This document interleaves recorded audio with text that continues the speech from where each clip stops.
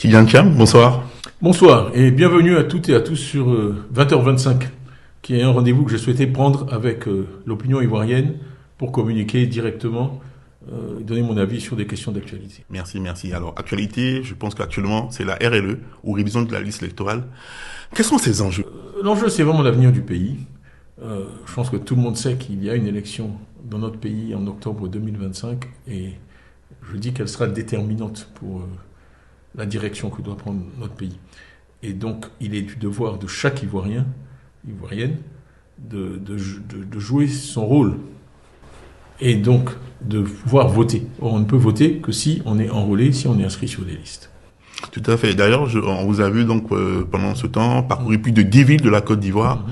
Comment ça s'est passé?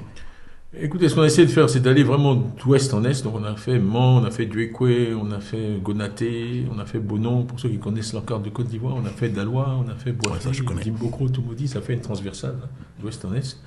Ensuite, on a fait Abidjan, on a fait 6 des 10 communes, on a fait Atékoubé, on a fait Abobo, on a fait Adjamé, on a fait Opougon, on a fait Cocody, on a fait Bergerville, et puis ensuite au Diéné, pour finir. Parce que je tenais à aller au nord, c'est un engagement que j'avais pris en décembre 2023.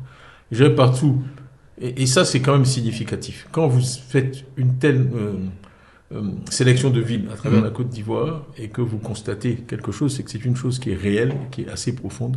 Ce qu'on a constaté partout, c'est une prise de conscience de l'enjeu, je pense supérieure à toutes les révisions antérieures, et une mobilisation croissante. C'est ce qu'on a observé. Première semaine, deuxième semaine, la quatrième semaine a été très forte. Je crois qu'on a fait pendant la quatrième semaine autant que pendant les 3 semaines précédentes. Okay. Ce qui indique vraiment une dynamique très puissante. Okay. Est-ce que vous avez été surpris par la réaction donc, des populations pendant que votre tournée? Et moi, j'ai vraiment la conviction profonde. Je crois beaucoup dans l'intelligence collective. Et donc, je crois que les Ivoiriens sont très intelligents. Ils comprennent la situation dans laquelle on est et ils comprennent les enjeux et que c'est... Voilà. Donc, je ne suis pas surpris qu'il y ait une mobilisation. J'étais en tout cas particulièrement heureux de voir beaucoup de jeunes.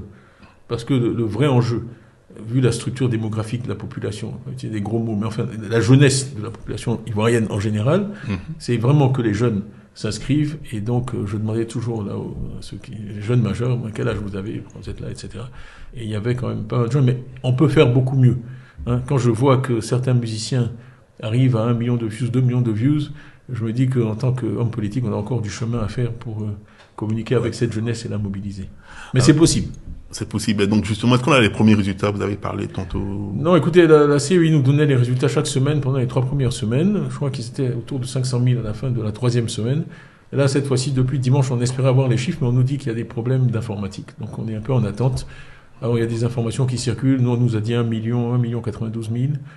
1 million 100, peut-être 1 million 500. Bon, dans tous les cas, je pense qu'on peut dire avec confiance que c'est un niveau significatif et supérieur aux révisions intérieures. Il faut quand même rappeler aussi que la révision par la loi devrait avoir lieu chaque année. Donc on en aura une l'année prochaine.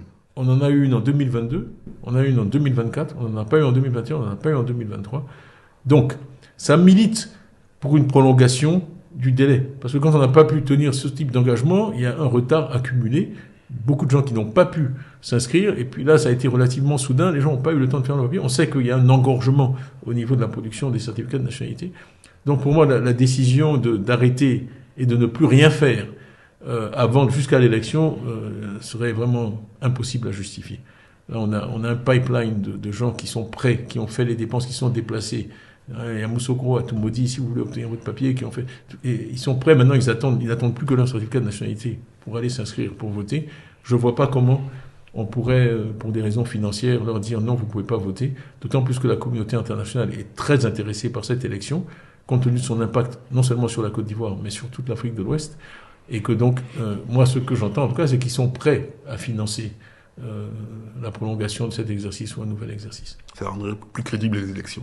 Absolument. Et je crois que c'est notre intérêt à tous de faire tout ce qui est en notre pouvoir pour que cette élection se passe bien. Vous savez, les gens qui en Côte d'Ivoire ont moins de 30 ans n'ont jamais connu d'élection vraiment apaisée. L'élection de 95, il y a eu le boycott actif. En 2000, on a vu ce qui s'est passé, un coup d'État. En 2005, il n'y a pas eu d'élection.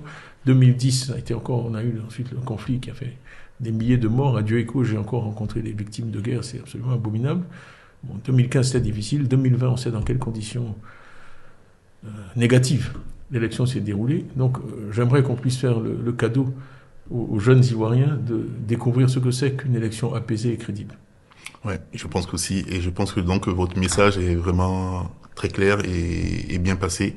Et je crois qu'il a été entendu. En tout cas, on a des indications encourageantes sur le fait que à ce stade, on soit au-dessus du million, mais qu'il y ait vraiment toutes ces personnes qui ont fait toutes les démarches, qui ont fait l'effort nécessaire, qui ont dépensé l'argent nécessaire pour être enrôlés. Pour moi, c'est prometteur pour la démocratie ivoirienne, et la démocratie est une étape incontournable sur le chemin du développement pour avoir des gouvernements qui sont à l'écoute des populations et qui sont tenus responsables par la population des résultats qu'ils produisent ou pas. On a environ combien d'enrôlés actuellement disons autour de 8 millions. 8 millions, ce qui est normal parmi les autres des autres pays. C'est pas beaucoup. Pour un pays où il y a 30 millions d'habitants, après on peut avoir un débat sur combien sont ivoiriens, etc. Mais dans tous les cas, pour vous donner une comparaison, le Ghana qui a 30 millions d'habitants a 17 millions sur la liste. Donc à 8 millions, on est loin du compte. Quand vous avez 35% de participation, comme aux élections du 2 septembre 2023, je ne veux pas ennuyer tout le monde avec des chiffres, mais ça fait en gros... Ah non, c'est important les chiffres. Ah non, c'est important. Ça veut dire que la majorité est à 1 million. Ça veut dire qu'avec 1 million, 1 million 100, 1 million 200 000 voix en Côte d'Ivoire, juste là, le nombre de gens qui sont enregistrés cette fois-ci, vous pouvez décider de l'avenir du pays, c'est pas possible. Merci Tidiane Thiam, merci de nous avoir eu aujourd'hui. Merci à vous. Pour cette première édition de 20h25. Il y en aura d'autres en fonction de l'actualité. Ok, on espère en tout cas. À bientôt. Merci tous.